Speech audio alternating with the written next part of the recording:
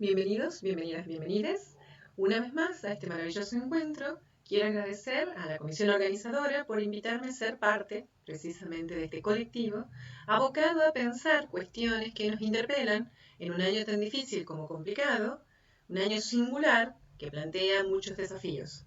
Sí, quería invitarlos a seguir pensando conmigo, más allá de que mis palabras sean asincrónicas, el nombre de la ponencia, que es Entramarnos, itinerarios y propuestas para interpretar y narrar este tiempo. Mi nombre es Natalia Ferrosardi, soy profesora y licenciada en Letras y me especializo en Derechos Humanos, Literatura y Género. ¿Sí? Hay una frase que nos va a acompañar de Paulo Freire, de Pedagogía de la Autonomía, que dice: enseñar exige investigación. Y si algo hemos hecho los docentes este año, además de enseñar, es investigar mucho. ¿Sí? Y por eso, digamos, quiero traer hoy palabras en realidad, digamos, vienen a ser como gestos que integran o componen una metodología para construir conocimiento de la socióloga boliviana Silvia Rivera Cusicanqui. Ella hace referencia a tres verbos, ¿no? Curiosear, que remite a una mirada periférica, a, digamos, esta cuestión de incluir o de pensar lo corporal, ¿sí? Y de sostener una atención en ese vagabundeo que uno va haciendo, ¿sí? Reconocer estas emociones que nos van recorriendo, que nos van atravesando, si sostener una atención alerta y creativa. La palabra creativa es una palabra que nos va a ir acompañando también a lo largo de la exposición. El segundo verbo es averiguar, que implica focalizar la mirada, enraizar y conectar esta cuestión de la experiencia vivida, esos temas de investigación que nos van justamente desafiando, y enraizar con una teoría de la que uno se apropia, ¿sí? Porque no es solamente que uno va trayendo citas para autorizar lo que uno va diciendo, ¿no? Y comunicar, que demanda, ¿no? Demanda un hablar después de escuchar. En una escucha, además, que es como otro modo de mirar, porque implica una empatía y demanda una posición ética, ¿no?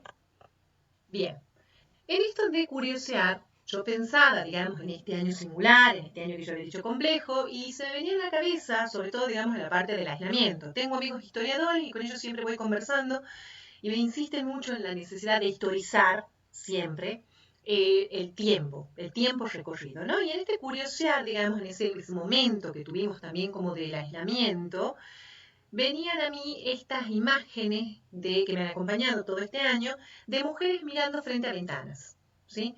Muchos hemos pasado mucho tiempo frente a las ventanas, las pantallas mismas se han convertido en ventanas, desde las cuales uno mira, o a través de las cuales uno mira el mundo, ¿no? Y la ventana siempre hace esa cuestión, digamos, de recortar. Ustedes ven que miro al frente porque tengo también justo una ventana, y entonces en esa ventana uno tiene, digamos, como un recorte, pero tiene una instantánea porque no alcanza a ver todo lo que está para un lado o para el otro, mira hacia el frente, ¿no? Y me llamaba la atención esta última ventana de John Towney, que es de esa mujer que mira y que mira su propio reflejo, porque en realidad el riesgo justamente de mirar por la ventana es solo vernos a nosotros mismos, ¿no?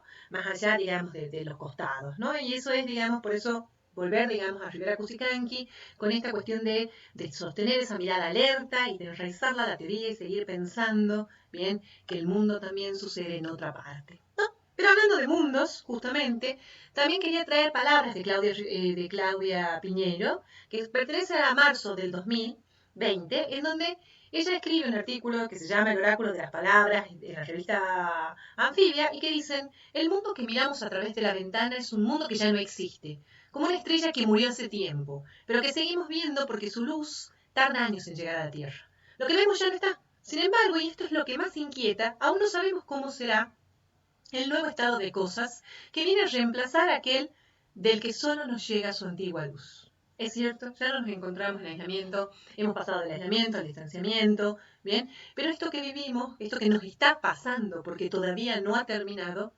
tampoco es un nuevo estado de las cosas, no es un punto de llegada, porque el mundo no ha dejado de moverse y los signos tampoco.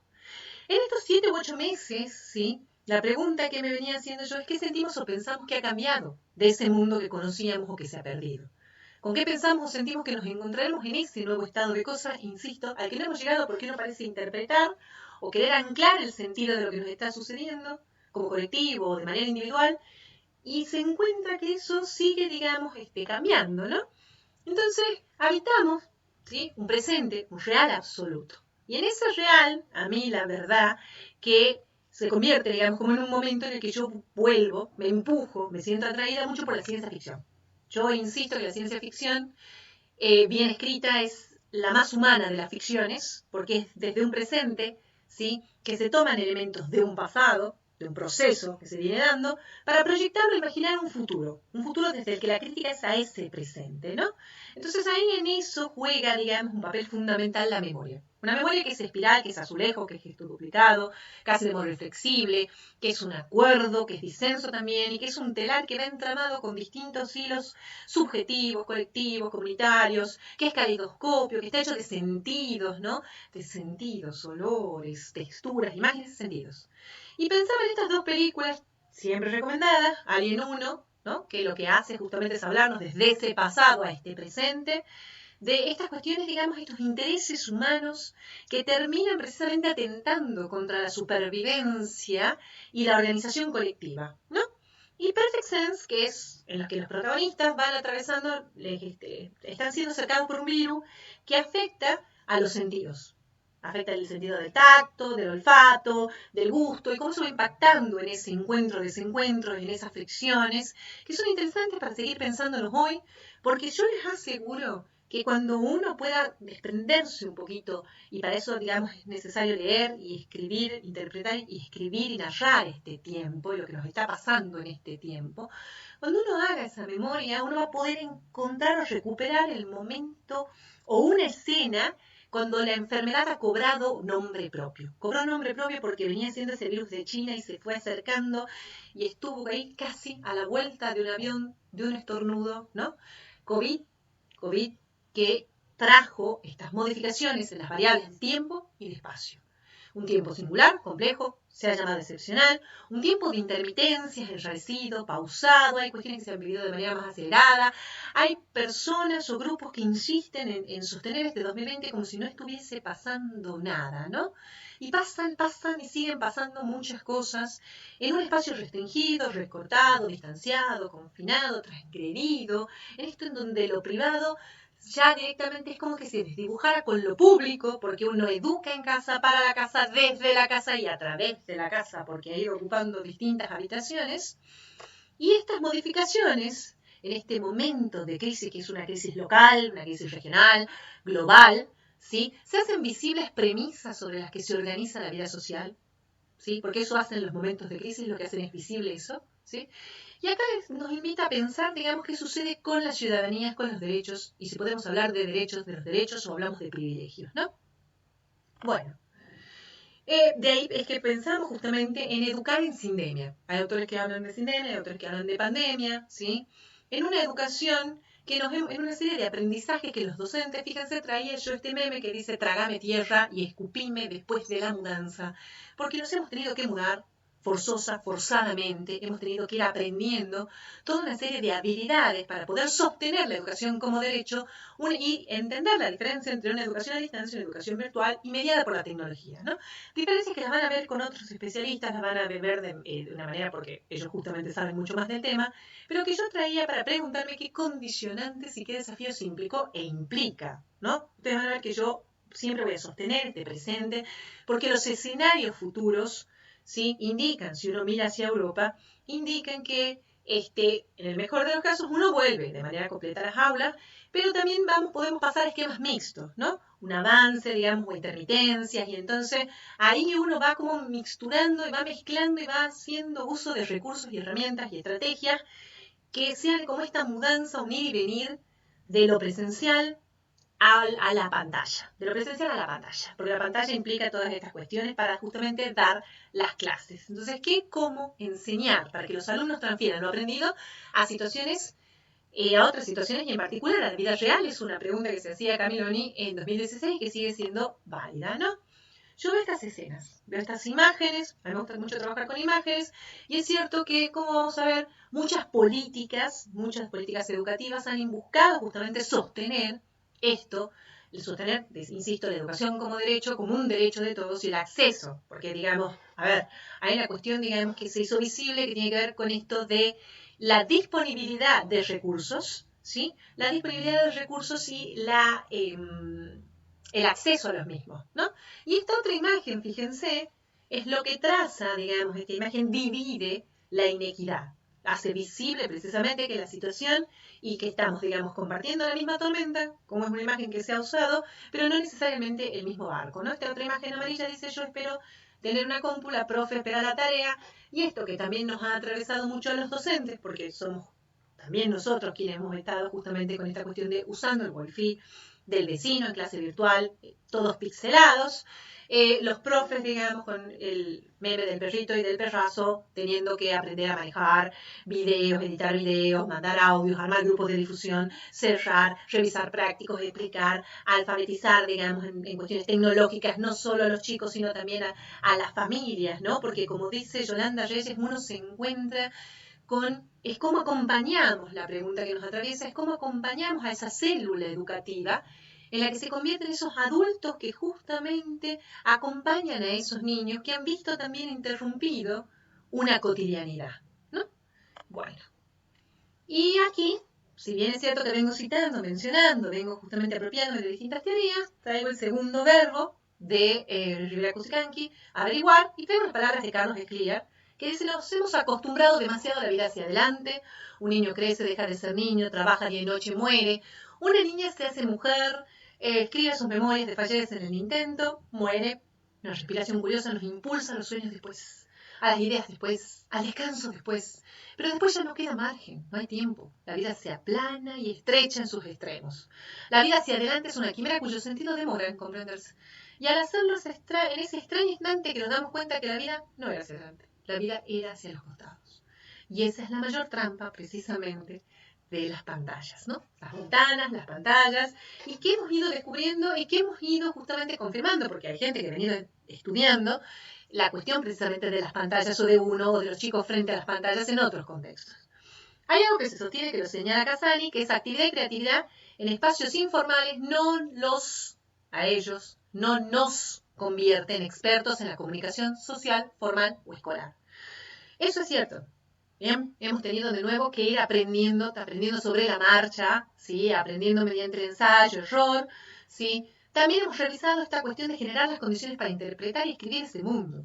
Porque acá hay una cuestión, digamos, que lo que está cambiando es el mundo, y entonces necesitamos precisamente buscar y acompañar a otros a buscar claves para interpretar, para narrar esto, ¿no? Porque esa memoria necesita ser resguardada, ¿no?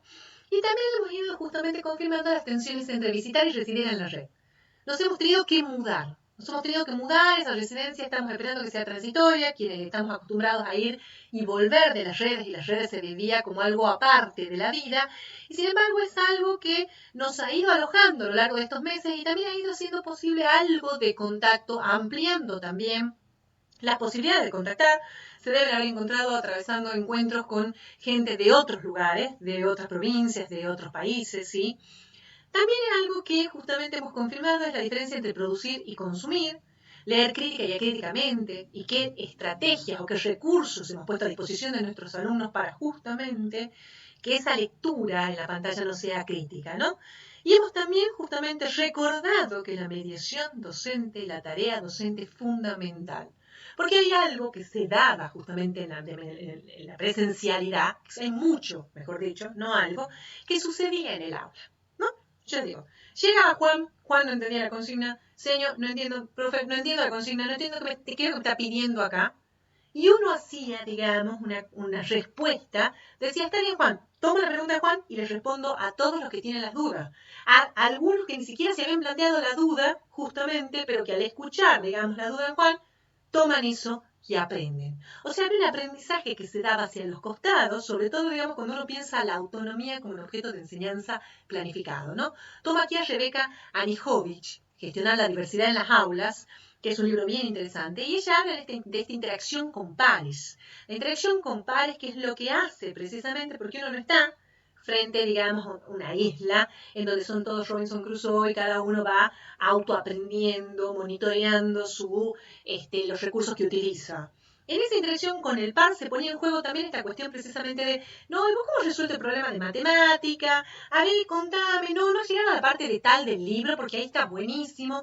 Y todo ese murmullo hacía precisamente a esa cotidianidad, y es lo que a uno también le ha ido demandando muchas veces esa energía que uno dice, pero esa sensación de sentir que está poniendo, que está como más horas, digamos, ¿no? Y en realidad, más horas, en realidad, eso cuando uno entra a pensar en este mundo, eso que uno siente como que ha puesto más horas el cuerpo, tiene que ver también con reponer ese cuerpo que no se ve del todo, o en todas sus dimensiones, en la pantalla, que es mirar hacia adelante, ¿no? Y uno ha tenido también que sentarse a pensar el sentido de la lectura y la escritura, cómo hacíamos para sostener el sentido de la lectura y de la escritura como prácticas sociales vivas y vitales. Son frases, digamos, que pertenecen las últimas a Delia Lerner sobre, digamos, lo real, lo posible y lo necesario en las escuelas, y que sigue siendo, digamos, también en esa migración sigue siendo necesario preguntarnos. Bien, entonces, como decíamos, justamente uno va a ver ese pasado, va a ver de ese pasado qué es lo que puede tomar para orientarnos en este presente, y reaparecen estos documentos que son los núcleos de aprendizajes prioritarios, que son acuerdos federales, en donde ya se plantea este equilibrio e integración entre saberes. Saberes de carácter universal y lo que recuperan los saberes sociales construidos en marcos de diversidad sociocultural. Los saberes conceptuales, que hacen referencia también a aquellos, digamos, saberes que incluyen la diversidad de diversos modos de sensibilidad. Y ese equilibrio es algo que tiene que estar sostenido, integrado y articulado entre disciplinas, ¿no? Bueno, esto que van a ver acá es un recorrido por distintos documentos en donde todos hacen referencia precisamente a la lectura y a la escritura. Para el primer ciclo de primaria, para el segundo, para el ciclo básico y el ciclo orientado. Entonces, hay una referencia, una mención siempre a la lectura de textos, de una diversidad de textos más o menos cortos, y una escritura que se va dando también en colaboración con el docente, en colaboración con los pares, una escritura colectiva. Y acá la pregunta, ¿verdad?, sigue siendo en esto de cómo hacemos para reponer estas instancias, ¿sí?, en una presencialidad que frente a la pantalla. ¿Cómo hacemos para reponer, digamos, esas instancias de escritura con los padres, con los docentes? Y acá la figura de la familia como célula educativa, es, digamos, vital. Hay acuerdos que necesitamos sostener y hay instancias de acompañamiento a estos padres que están acompañando a estos niños y que también se han visto justamente forzados a aprender. A aprender cuestiones de la lectura, de la escritura, a desaprender también mucho, sobre todo matemáticas y cómo se enseñaba matemática y ahora cómo se enseña. Bien, pero está, digamos, la lectura, la producción, la escucha de muchos textos frecuentes, y nosotros hacemos referencia en otra exposición también a esta cuestión precisamente de recuperar la cuestión de la escucha y esta cuestión del habla, que es otro modo de mirar, como bien lo ha dicho Rivera Cusicanqui, y que gira en torno, digamos, también al uso, por ejemplo, de la radio, de los audios, de cuentos que se han puesto a circular por WhatsApp para justamente garantizar el acceso de todos a todo, ¿no? Entonces yo sí había dicho que había itinerarios de lectura, ¿sí? Yo considero que cada uno de los docentes va trazando un recorrido y va agrupando en función precisamente de los intereses. Traía nada más que libros que me ha tocado recorrer este año. Los de abajo son justamente más para nivel medio, que son distópicos, son de ciencia ficción. La gente del margen, Nosotros, que es un libro de 1929. Y esta cuestión precisamente que sigue interpelándonos de la identidad, podemos hablar de nosotros hoy, ¿sí? Fahrenheit 451, y los de arriba que tienen que ver precisamente con primaria, ¿no? Ramón Preocupón, La niña más intensa del mundo, ¿qué es el tiempo? Que es un libro de imágenes, ¿no?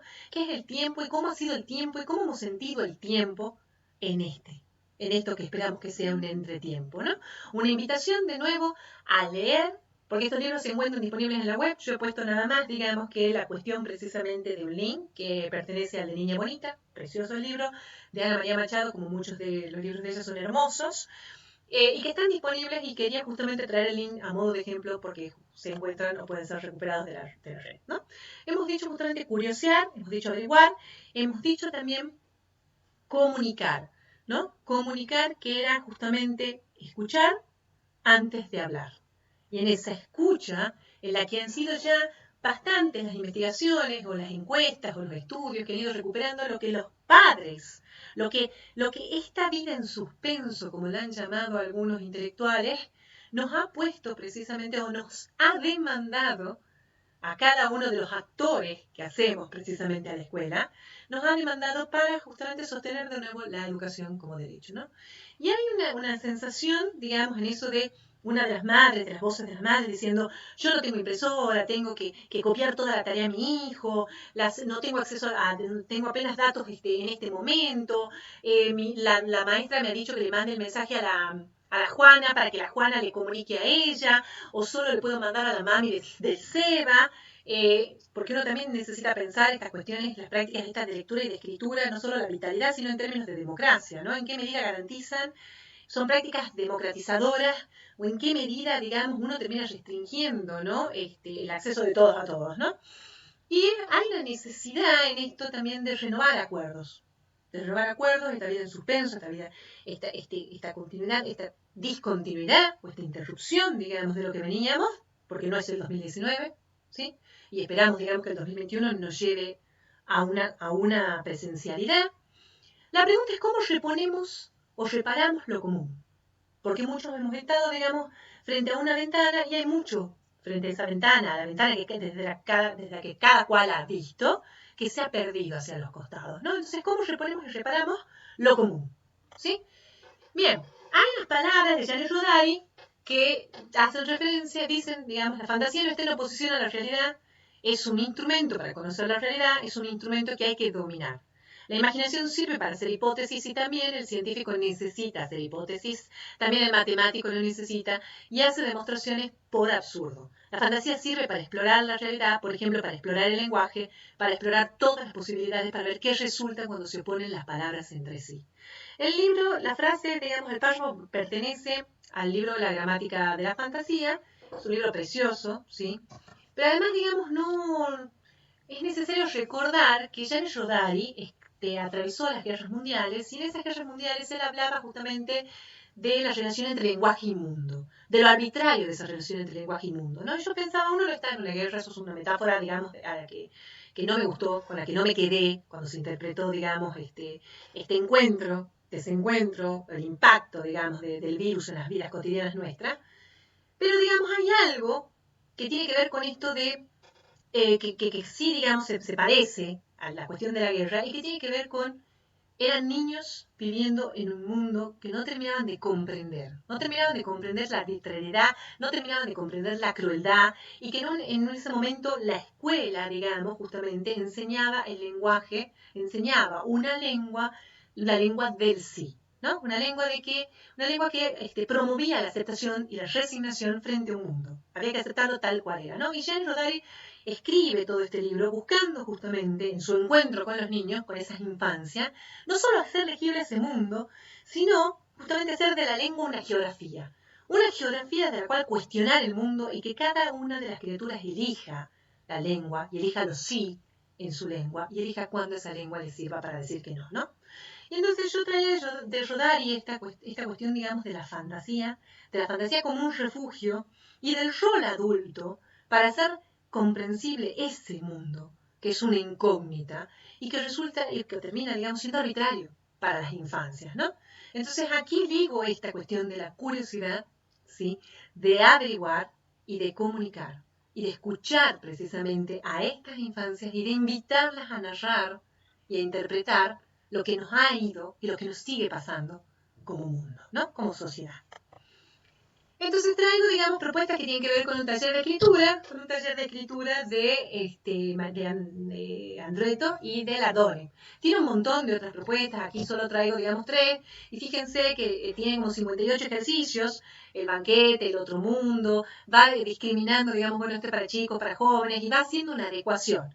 Para los jóvenes, construir una historieta, hay que explorar la transgresión, la organización del discurso, se busca elegir un cuento. Y esta libertad deja también una autonomía, ofrece una autonomía al docente para poder decir, bueno, a ver, me quedo con este sí, con este no, porque yo sé que a mis chicos este cuento les va a gustar, ¿no? Entonces, lo que va dando, digamos, es como un marco para esos cuentos elegidos, digamos, que en el que el paso del plano real al imaginario se produzca sin apelar a lugares comunes como el sueño. Entonces, los jóvenes tienen que producir una historia de ruptura con ese mundo cotidiano, ¿sí? Y los chicos tienen que inventar un modo de llegar al otro lado del mundo, o algo un cuento que responda a la pregunta cómo escapar sin que la señorita se dé cuenta, ¿no? Y entonces esa transgresión, ¿sí?, libera también de esto que a veces justamente resulta tan angustiante para los chicos, ¿no? Este juego con el lenguaje, con un lenguaje que nos reconecta con ese mundo desde entrar por la ventana, que es lo que ofrece también la literatura en vez de entrar por la puerta, ¿no? Bueno, acá están, digamos, 3 propuestas de esas, ¿sí? Está la imitación, digamos, gramática de la fantasía, de Gianni Rodari. Leer y escribir ficción en la escuela, de Laura Di Marzo, también es un libro que además se ancla justamente o actualiza las ideas que va trayendo Gianni Rodari, ¿sí? Acá les dejo, digamos, una serie de links con propuestas y reflexiones sobre la literatura infantil y juvenil. Estos sitios, digamos, los puedo compartir también con la gente del Congreso. El PowerPoint se encuentra también a disposición, ¿sí? Hablan justamente, reflexionan sobre lo que es la literatura infantil y juvenil y también sobre los talleres de escritura para los distintos niveles. Bien, me parece que es una batería, como decía, de recursos. Ahora uno siempre tiene que recordar precisamente que los recursos son recursos, en realidad, cuando interviene el docente. Entonces hay una intervención, no alcanza precisamente con, como yo decía justamente, bueno, al chico se le dan opciones. Al chico también tenemos que enseñarle a mirar esas opciones, porque algo se vuelve un recurso, se vuelve justamente un instrumento, lo puedo hacer puente a partir precisamente de esa mediación docente. Una mediación que en este caso también va a acompañar o que tiene que contemplar acompañar a los padres, ¿no? A uno le pasa, porque yo he formado muchas veces, digamos, soy formadora de formadores, y también uno va, paralelamente a lo que va enseñando el contenido, también va, y eso nos pasa en el aula, va enseñando la práctica, ¿bien? Va enseñando la práctica porque entiende que hay cuestiones que se enseñan en un hacer y se reflexiona sobre ese hacer para que nos vayamos formando, ambos, estudiantes y docentes. Bien, acá tienen también aplicaciones educativas que justamente tienden a cortar la brecha, y quisiera finalizar con una frase de Rolanda Reyes que dice: ¿cómo sostener a los que sostienen a los niños? Más allá de mandarles voces maquinales, necesitamos resignificar esos cuerpos que cantan, cuentan y contienen, y enseñan más sobre las emociones que la proliferación de videos que circulan por las redes. Quizás ahora, este texto es de abril, quizás ahora, cuando nuestras pantallas se han vuelto las drogas más adictivas, necesitamos desenchufarnos y centrarnos en una conversación a muchas voces, bienvenidos a este encuentro, que explore formas de empatía y compasión, y que dé palabras sencillas a los niños y a los adultos, para vivir el duelo del que ya hablaba Claudia Piñeiro, cuando dice: ese mundo ya no existe más. ¿Bien? Para nombrar el miedo y nombrar la esperanza. Palabras sencillas, situaciones de lectura, situaciones de escritura, que a partir de la fantasía nos permiten justamente reconectarnos y entender ese mundo en movimiento y que está cambiando. Bien, estas son algunas de las fuentes también consultadas, ¿sí? Quería agradecerles muchísimo de nuevo a la organización y a ustedes por la atención. Espero hayan disfrutado. Bien, muchísimas gracias, y si tienen alguna pregunta o alguna consulta o inquietud, me pueden encontrar en nferrosardi@gmail, nferrosardi@yahoo o en el Facebook. Muchísimas gracias. Nada más.